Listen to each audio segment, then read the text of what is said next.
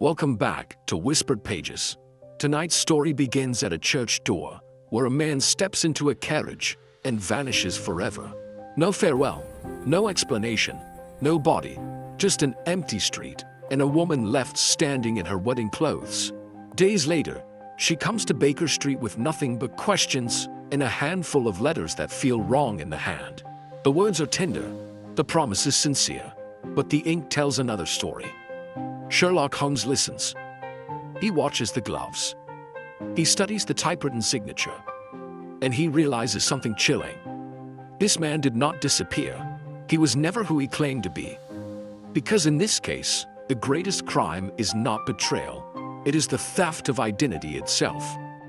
If you enjoy classic stories like this, please take a moment to like the video and subscribe to Whispered Pages. It truly helps the channel grow. This is Sherlock Holmes, A Case of Identity by Sir Arthur Conan Doyle. "My dear fellow," said Sherlock Holmes as we sat on either side of the fire in his lodgings at Baker Street, "life is infinitely stranger than anything which the mind of man could invent. We would not dare to conceive the things which are really mere commonplaces of existence. If we could fly out of that window hand in hand, hover over this great city, gently remove the roofs, and peep in at the queer things which are going on, the strange coincidences, the plannings, the cross-purposes, the wonderful chains of events, working through generations and leading to the most outre results, it would make all fiction with its conventionalities and foreseen conclusions most stale and unprofitable.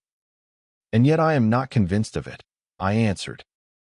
"The cases which come to light in the papers are, as a rule, bald enough and vulgar enough. We have in our police reports realism pushed to its extreme limits, and yet the result is, it must be confessed, neither fascinating nor artistic. A certain selection and discretion must be used in producing a realistic effect," remarked Holmes. "This is wanting in the police report, where more stress is laid, perhaps, upon the platitudes of the magistrate than upon the details, which to an observer contain the vital essence of the whole matter. Depend upon it, there is nothing so unnatural as the commonplace." I smiled and shook my head. "I can quite understand your thinking so," I said. "Of course, in your position of unofficial advisor and helper to everybody who is absolutely puzzled, throughout 3 continents, you are brought in contact with all that is strange and bizarre. But here, I picked up the morning paper from the ground. Let us put it to a practical test. Here is the first heading upon which I come: a husband's cruelty to his wife. There is half a column of print, but I know without reading it that it is all perfectly familiar to me. There is, of course, the other woman, the drink, the push, the blow, the bruise, the sympathetic sister or landlady. The crudest of writers could invent nothing more crude.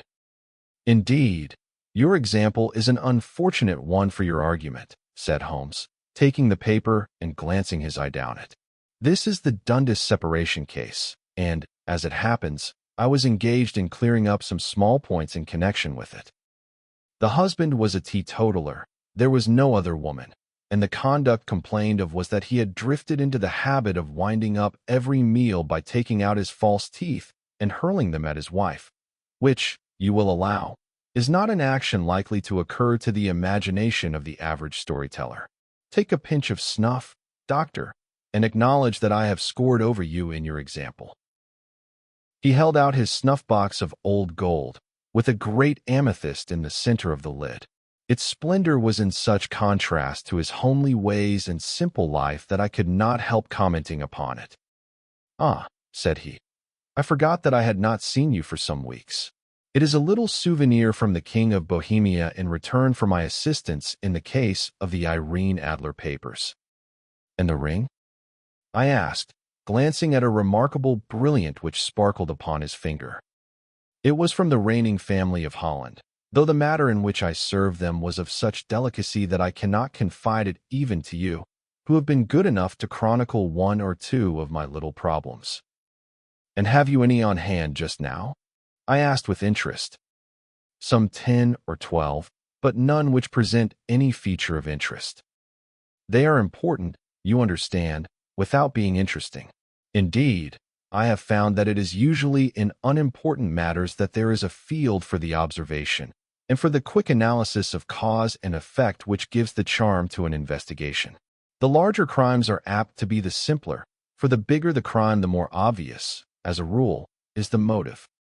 In these cases, save for one rather intricate matter which has been referred to me from Marseilles, there is nothing which presents any features of interest. It is possible, however, that I may have something better before very many minutes are over, for this is one of my clients, or I am much mistaken. He had risen from his chair and was standing between the parted blinds gazing down into the dull neutral-tinted London street. Looking over his shoulder, I saw that on the pavement opposite there stood a large woman with a heavy fur boa around her neck, and a large curling red feather in a broad-brimmed hat, which was tilted in a coquettish Duchess of Devonshire fashion over her ear. From under this great panoply she peeped up in a nervous, hesitating fashion at our windows, while her body oscillated backward and forward, and her fingers fidgeted with her glove buttons. Suddenly, with a plunge, as of the swimmer who leaves the bank, she hurried across the road, and we heard the sharp clang of the bell. "I have seen those symptoms before," said Holmes, throwing his cigarette into the fire. "Oscillation upon the pavement always means an affair de cœur. She would like advice, but is not sure that the matter is not too delicate for communication. And yet even here we may discriminate. When a woman has been seriously wronged by a man, she no longer oscillates, and the usual symptom is a broken bell wire.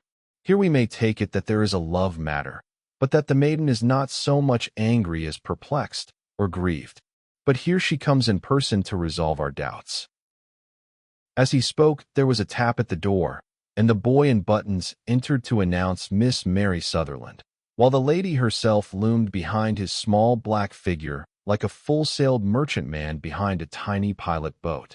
Sherlock Holmes welcomed her with the easy courtesy for which he was remarkable, and, having closed the door and bowed her into an armchair, he looked her over in the minute and yet abstracted fashion which was peculiar to him. "Do you not find," he said, "that with your short-sighted is a little trying to do so much typewriting?" "I did at first," she answered, "but now I know where the letters are without looking." Then, suddenly realizing the full purport of his words, she gave a violent start and looked up, with fear and astonishment upon her broad, good-humored face. "You've heard about me, Mr. Holmes," she cried. "Else how could you know all that?" "Never mind," said Holmes, laughing. "It is my business to know things. Perhaps I have trained myself to see what others overlook. If not, why should you come to consult me?" "I came to you, sir, because I heard of you from Mrs. Etheridge, whose husband you found so easy when the police and everyone had given him up for dead. Oh, Mr. Holmes, I wish you would do as much for me. I'm not rich, but still I have 100 a year in my own right, besides the little that I make by the machine, and I would give it all to know what has become of Mr. Hosmer Angel." "Why did you come away to consult me in such a hurry?" asked Sherlock Holmes, with his fingertips together and his eyes to the ceiling. Again a startled look came over the somewhat vacuous face of Miss Mary Sutherland.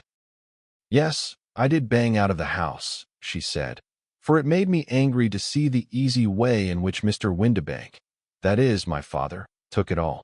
He would not go to the police, and he would not go to you, and so at last, as he would do nothing and kept on saying that there was no harm done, it made me mad, and I just on with my things and came right away to you."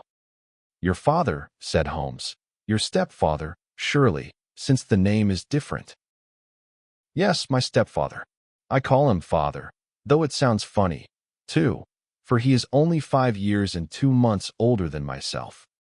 "And your mother is alive?" "Oh, yes, mother is alive and well.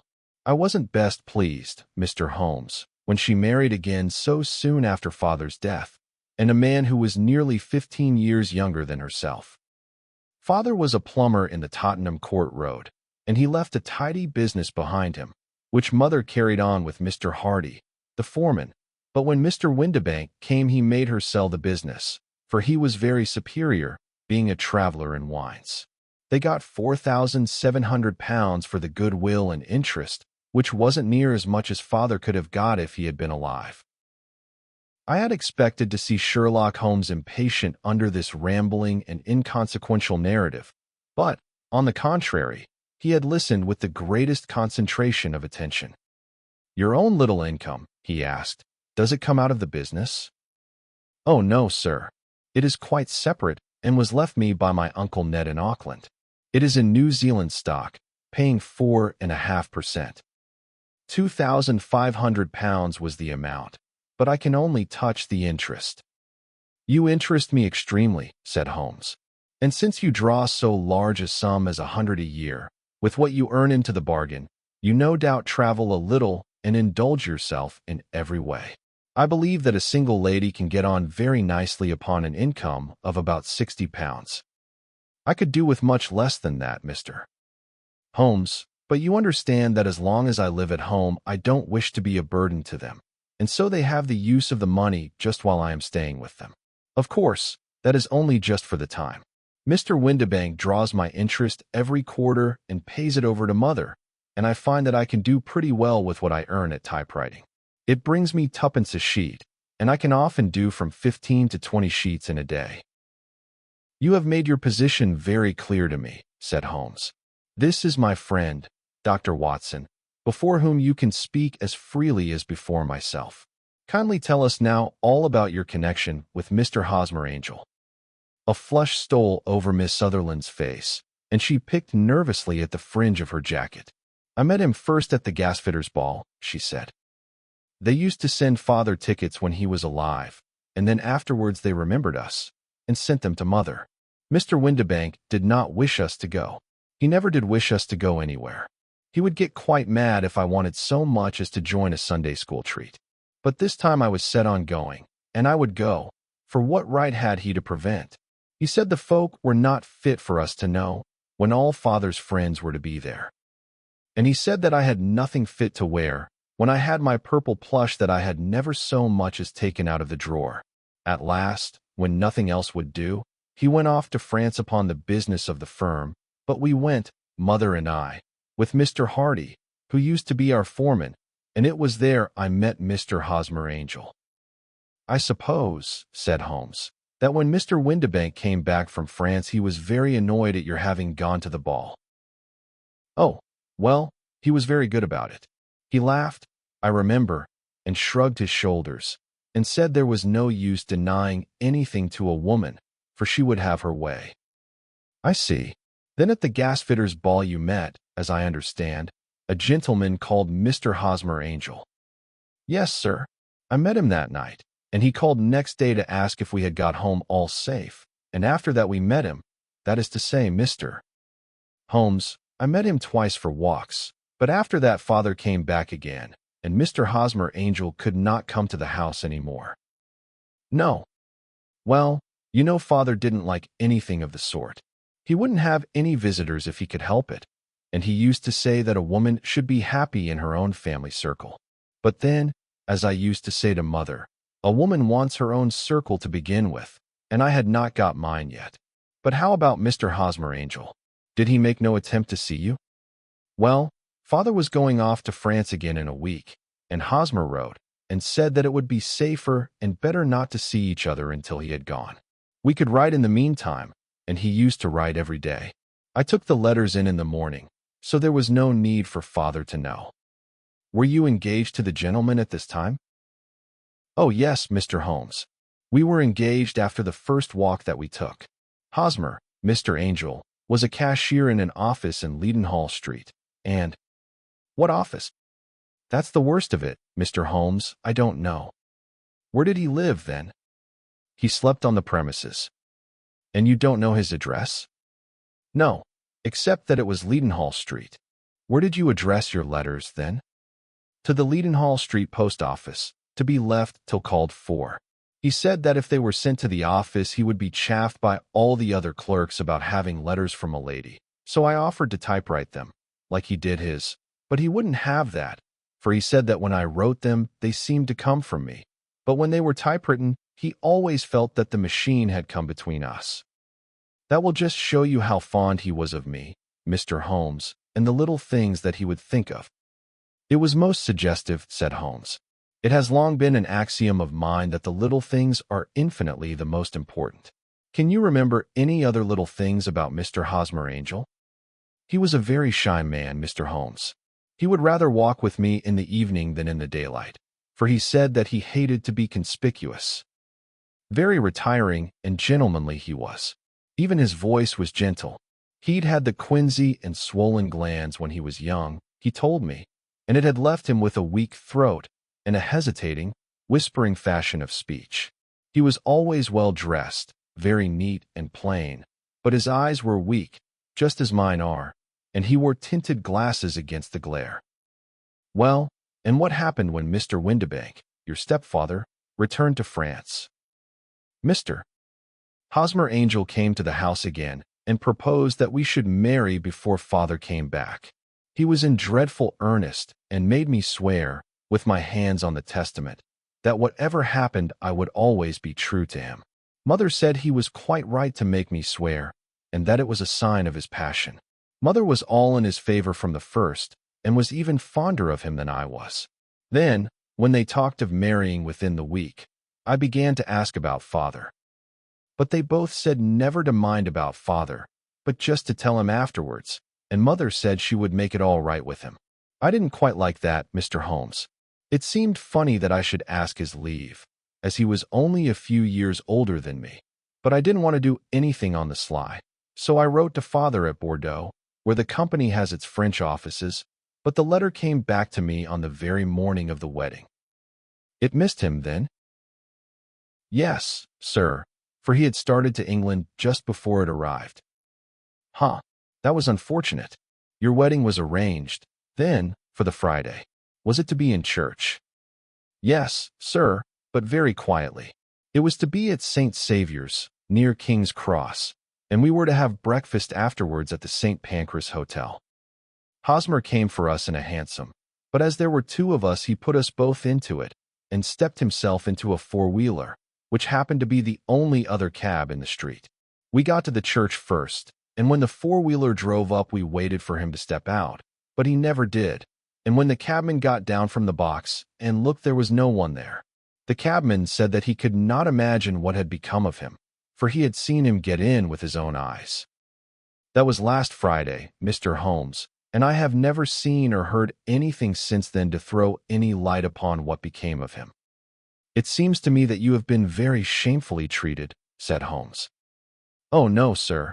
He was too good and kind to leave me so. Why, all the morning he was saying to me that, whatever happened, I was to be true, and that even if something quite unforeseen occurred to separate us, I was always to remember that I was pledged to him, and that he would claim his pledge sooner or later. It seemed strange talk for a wedding morning, but what has happened since gives a meaning to it. Most certainly it does. Your own opinion is, then, that some unforeseen catastrophe has occurred to him. Yes, sir. I believe that he foresaw some danger, or else he would not have talked so, and then I think that what he foresaw happened. But you have no notion as to what it could have been.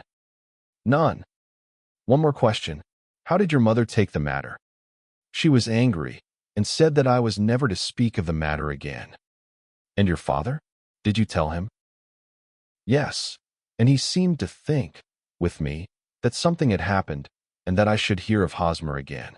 As he said, what interest could anyone have in bringing me to the doors of the church, and then leaving me? Now, if he had borrowed my money, or if he had married me and got my money settled on him, there might be some reason, but Hosmer was very independent about money and never would look at a shilling of mine. And yet, what could have happened? And why could he not write? Oh, it drives me half mad to think of it, and I can't sleep a wink at night. She pulled a little handkerchief out of her muff and began to sob heavily into it. I shall glance into the case for you, said Holmes, rising, and I have no doubt that we shall reach some definite result. Let the weight of the matter rest upon me now, and do not let your mind dwell upon it further. Above all, try to let Mr. Hosmer Angel vanish from your memory, as he has done from your life. Then you don't think I'll see him again? I fear not. Then what has happened to him? You will leave that question in my hands. I should like an accurate description of him and any letters of his which you can spare. I advertised for him in last Saturday's Chronicle, said she. Here is the slip, and here are 4 letters from him. Thank you. And your address? Number 31 Leon Place, Camberwell. Mr. Angel's address you never had? I understand. Where is your father's place of business? He travels for Westhouse and Marbank, the great claret importers of Finchute Street. Thank you. You have made your statement very clearly. You will leave the papers here, and remember the advice which I have given you. Let the whole incident be a sealed book, and do not allow it to affect your life. You are very kind, Mr. Holmes, but I cannot do that. I shall be true to Hosmer. He shall find me ready when he comes back. For all the preposterous hat and the vacuous face, there was something noble in the simple faith of our visitor which compelled our respect. She laid her little bundle of papers upon the table and went her way, with a promise to come again whenever she might be summoned. Sherlock Holmes sat silent for a few minutes with his fingertips still pressed together, his legs stretched out in front of him, and his gaze directed upward to the ceiling. Then he took down from the rack the old and oily clay pipe, which was to him as a counselor, and, having lit it, he leaned back in his chair, with the thick blue cloud wreaths spinning up from him, and a look of infinite languor in his face. Quite an interesting study, that maiden, he observed. I found her more interesting than her little problem, which, by the way, is rather a trite one. You will find parallel cases if you consult my index, in Andover in '77, and there was something of the sort at The Hague last year. Old as is the idea, however, there were 1 or 2 details which were new to me, but the maiden herself was most instructive. You appeared to read a good deal upon her which was quite invisible to me, I remarked. Not invisible, but unnoticed, Watson. You did not know where to look, and so you missed all that was important. I can never bring you to realize the importance of sleeves, the suggestiveness of thumbnails, or the great issues that may hang from a bootlace. Now, what did you gather from that woman's appearance? Describe it. Well, she had a slate-colored, broad-brimmed straw hat, with a feather of a brickish red. Her jacket was black, with black beads sewn upon it, and a fringe of little black jet ornaments. Her dress was brown, rather darker than coffee color, with a little purple plush at the neck and sleeves. Her gloves were grayish and were worn through at the right forefinger. Her boots I didn't observe. She had small round, hanging gold earrings, and a general air of being fairly well-to-do in a vulgar, comfortable, easy-going way. Sherlock Holmes clapped his hands softly together and chuckled. "'Pon my word, Watson, you are coming along wonderfully. You have really done very well indeed. It is true that you have missed everything of importance, but you have hit upon the method, and you have a quick eye for color. Never trust to general impressions, my boy, but concentrate yourself upon details. My first glance is always at a woman's sleeve. In a man, it is perhaps better first to take the knee of the trouser. As you observe, this woman had plush upon her sleeves, which is a most useful material for showing traces. The double line a little above the wrist, where the typewriter presses against the table, was beautifully defined. The sewing machine, of the hand type, leaves a similar mark, but only on the left arm and on the side of it farthest from the thumb, instead of being right across the broadest part, as this was. I then glanced at her face, and, observing the dint of a pince-nez at either side of her nose, I ventured a remark upon short sight and typewriting, which seemed to surprise her. It surprised me. But, surely, it was obvious. I was then much surprised and interested on glancing down to observe that, though the boots which she was wearing were not unlike each other, they were really odd ones. The one having a slightly decorated toe cap, and the other a plain one. One was buttoned only in the 2 lower buttons out of 5, and the other at the 1st, 3rd, and 5th. Now, when you see that a young lady, otherwise neatly dressed, has come away from home with odd boots, half-buttoned, it is no great deduction to say that she came away in a hurry. And what else? I asked, keenly interested, as I always was, by my friend's incisive reasoning. I noted, in passing, that she had written a note before leaving home, but after being fully dressed. You observed that her right glove was torn at the forefinger, but you did not apparently see that both glove and finger were stained with violet ink. She had written in a hurry and dipped her pen too deep. It must have been this morning, or the mark would not remain clear upon the finger.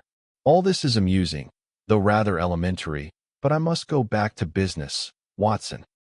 Would you mind reading me the advertised description of Mr. Hosmer Angel? I held the little printed slip to the light. Missing, it said, on the morning of the 14th, a gentleman named Hosmer Angel, about 5 feet 7 in height, strongly built, sallow complexion, black hair, a little bald in the center, bushy, black side whiskers and mustache, tinted glasses, slight infirmity of speech. Was dressed, when last seen, in black frock coat faced with silk, black waistcoat, gold Albert chain, and gray Harris tweed trousers, with brown gaiters over elastic-sided boots. Known to have been employed in an office in Leadenhall Street. Anybody bringing, and see. That will do, said Holmes. As to the letters, he continued, glancing over them, they are very commonplace. Absolutely no clue in them to Mr. Angel, save that he quotes Balzac once. There is one remarkable point, however, which will no doubt strike you. They are typewritten, I remarked. Not only that, but the signature is typewritten. Look at the neat little Hosmer Angel at the bottom. There is a date, you see, but no superscription except Leadenhall Street, which is rather vague. The point about the signature is very suggestive. In fact, we may call it conclusive. Of what? My dear fellow, is it possible you do not see how strongly it bears upon the case? I cannot say that I do unless it were that he wished to be able to deny his signature if an action for breach of promise were instituted. No, that was not the point. However, I shall write 2 letters, which should settle the matter. One is to a firm in the city, the other is to the young lady's stepfather, Mr. Windibank, asking him whether he could meet us here at 6 o'clock tomorrow evening. It is just as well that we should do business with the male relatives. And now, Doctor, we can do nothing until the answers to those letters come, so we may put our little problem upon the shelf for the interim. I had had so many reasons to believe in my friend's subtle powers of reasoning and extraordinary energy in action that I felt that he must have some solid grounds for the assured and easy demeanor with which he treated the singular mystery which he had been called upon to fathom. Once only had I known him to fail, in the case of the King of Bohemia and of the Irene Adler photograph. But when I looked back to the weird business of the sign of 4, and the extraordinary circumstances connected with the study in scarlet, I felt that it would be a strange tangle indeed which he could not unravel. I left him then, still puffing at his black clay pipe, with the conviction that when I came again on the next evening I would find that he held in his hands all the clues which would lead up to the identity of the disappearing bridegroom of Miss Mary Sutherland. A professional case of great gravity was engaging my own attention at the time, and the whole of next day I was busy at the bedside of the sufferer. It was not until close upon 6 o'clock that I found myself free and was able to spring into a hansom and drive to Baker Street, half afraid that I might be too late to assist at the denouement of the little mystery. I found Sherlock Holmes alone, however, half asleep, with his long, thin form curled up in the recesses of his armchair. A formidable array of bottles and test tubes, with the pungent, cleanly smell of hydrochloric acid, told me that he had spent his day in the chemical work which was so dear to him. "Well, have you solved it?" I asked as I entered. "Yes, it was the bisulfate of baryta." No, the mystery," I cried. "Oh, that. I thought of the salt that I have been working upon. There was never any mystery in the matter, though, as I said yesterday, some of the details are of interest. The only drawback is that there is no law, I fear, that can touch the scoundrel. Who was he, then, and what was his object in deserting Miss Sutherland?" The question was hardly out of my mouth, and Holmes had not yet opened his lips to reply, when we heard a heavy footfall in the passage and a tap at the door. "This is the girl's stepfather, Mr. James Windibank," said Holmes. "He has written to me to say that he would be here at 6. Come in." The man who entered was a sturdy, middle-sized fellow, some 30 years of age, clean-shaven and sallow-skinned, with a bland, insinuating manner and a pair of wonderfully sharp and penetrating gray eyes. He shot a questioning glance at each of us, placed his shiny top hat upon the sideboard, and with a slight bow sidled down into the nearest chair. "Good evening, Mr. James Windibank," said Holmes. "I think that this typewritten letter is from you, in which you made an appointment with me for 6 o'clock?" "Yes, sir. I am afraid that I am a little late, but I am not quite my own master, you know. I am sorry that Miss Sutherland has troubled you about this little matter, for I think it is far better not to wash linen of the sort in public. It was quite against my wishes that she came, but she is a very excitable, impulsive girl, as you may have noticed, and she is not easily controlled when she has made up her mind on a point. Of course, I did not mind you so much, as you are not connected with the official police, but it is not pleasant to have a family misfortune like this noised abroad. Besides, it is a useless expense, for how could you possibly find this Hosmer Angel?" "On the contrary," said Holmes quietly, "I have every reason to believe that I will succeed in discovering Mr. Hosmer Angel." Mr. Windibank gave a violent start and dropped his gloves. "I am delighted to hear it," he said. "It is a curious thing," remarked Holmes, "that a typewriter has really quite as much individuality as a man's handwriting. Unless they are quite new, no two of them write exactly alike. Some letters get more worn than others, and some wear only on one side. Now, you remark in this note of yours, Mr. Windibank, that in every case there is some little slurring over of the E and a slight defect in the tail of the R. There are 14 other characteristics, but those are the more obvious. We do all our correspondence with this machine at the office, and no doubt it is a little worn," our visitor answered, glancing keenly at Holmes with his bright little eyes. "And now I will show you what is really a very interesting study, Mr. Windibank," Holmes continued. "I think of writing another little monograph some of these days on the typewriter and its relation to crime. It is a subject to which I have devoted some little attention. I have here 4 letters which purport to come from the missing man. They are all typewritten. In each case, not only are the E's slurred and the R's tailless, but you will observe, if you care to use my magnifying lens, that the 14 other characteristics to which I have alluded are there as well." Mr. Windibank sprang out of his chair and picked up his hat. "I cannot waste time over this sort of fantastic talk, Mr. Holmes," he said. "If you can catch the man, catch him, and let me know when you have done it." "Certainly," said Holmes, stepping over and turning the key in the door. "I'll let you know, then, that I have caught him." "What? Where?" shouted Mr. Windibank, turning white to his lips and glancing about him like a rat in a trap. "Oh, it won't do. Really it won't," said Holmes suavely. "There is no possible getting out of it, Mr. Windibank. It is quite too transparent, and it was a very bad compliment when you said that it was impossible for me to solve so simple a question. That's right. Sit down and let us talk it over." Our visitor collapsed into a chair with a ghastly face and a glitter of moisture on his brow. It's not actionable," he stammered. "I am very much afraid that it is not. But between ourselves, Windibank, it was as cruel and selfish and heartless a trick in a petty way as ever came before me. Now, let me just run over the course of events, and you will contradict me if I go wrong."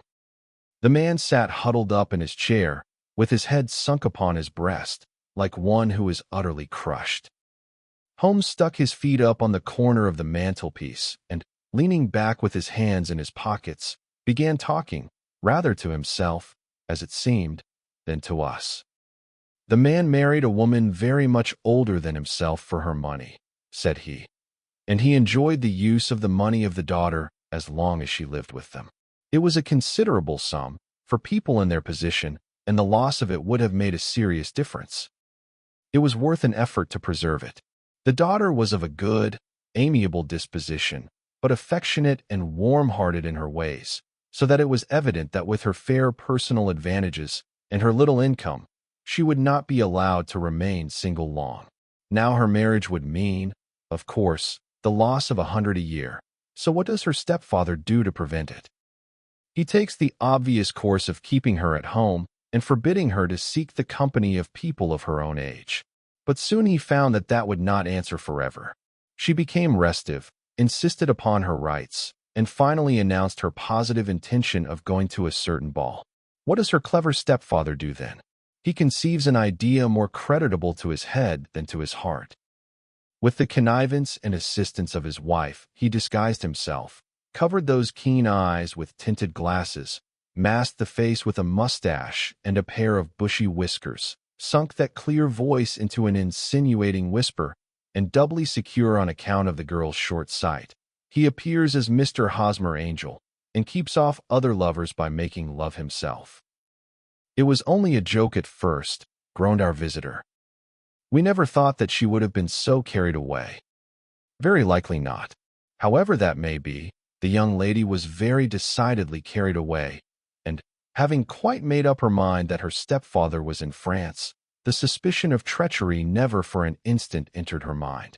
She was flattered by the gentleman's attentions, and the effect was increased by the loudly expressed admiration of her mother. Then Mr. Angel began to call, for it was obvious that the matter should be pushed as far as it would go if a real effect were to be produced. There were meetings and an engagement, which would finally secure the girl's affections from turning towards anyone else. But the deception could not be kept up forever.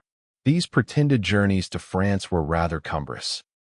The thing to do was clearly to bring the business to an end in such a dramatic manner that it would leave a permanent impression upon the young lady's mind and prevent her from looking upon any other suitor for some time to come.